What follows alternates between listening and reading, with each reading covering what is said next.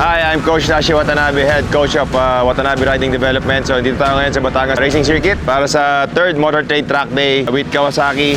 So first time natin gawin dito sa Batangas Circuit yung track day. Last track day natin sa Speedway. So thankful tayo dahil maganda yung weather. Medyo na-late lang tayo ng start dahil nga maulan pa kanina umaga, pero gusto ko muna magpasalamat syempre sa lahat ng mga riders na nagpunta ngayon.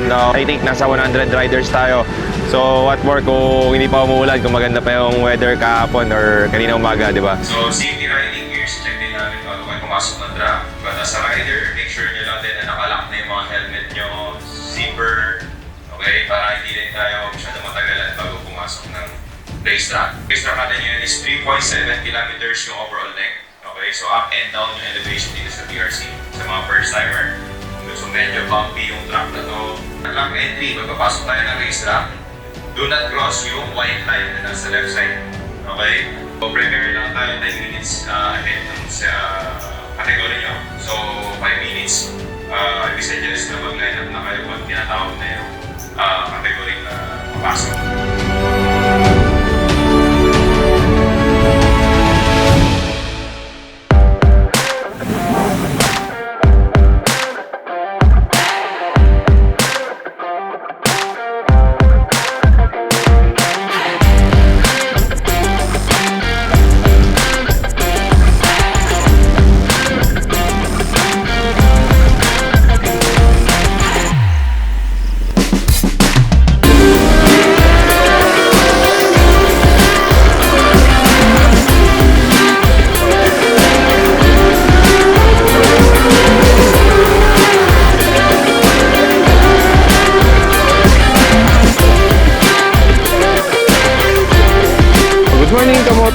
I'm Mr. Ramil Alejos, one of the branch manager of our Kawasaki Quezon AB. Today, we are conducting our track day. So, sa morning, nakapag-first session na kami.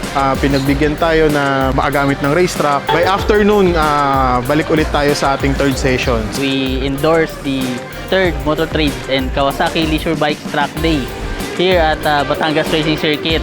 So, we are doing this because of our loyal clients from Motor Trade Big Bikes using Kawasaki. So, isa to sa way natin to give back sa mga loyal customers natin sa Motor Trade.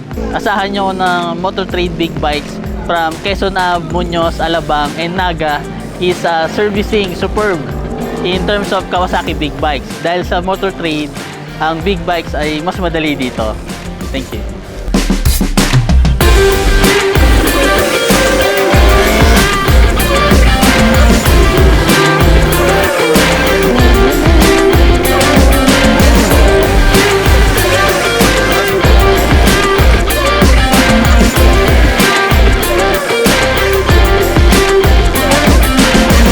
Isa po ako sa mga nag-guide dito sa track day. Sila Coach Dashi, yun si Cassandrix din.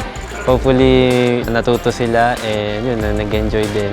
So hopefully marami pang gawin si Motor Trade and si Kawasaki na track day. Marami nito sanang mag-join din sa susunod na track day. Lastly, maraming salamat po sa Motor Trade and sa Kawasaki and also sa Watanabe Riding Development. Isa sa mga humingi ng tulong para mag-guide dito sa track day.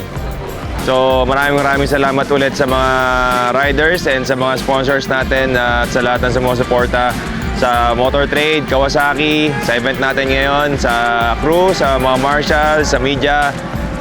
Maraming salamat and I hope to see you all again sa next track day pa natin at sa mga susunod pang mga events ni Motor Trade and Kawasaki.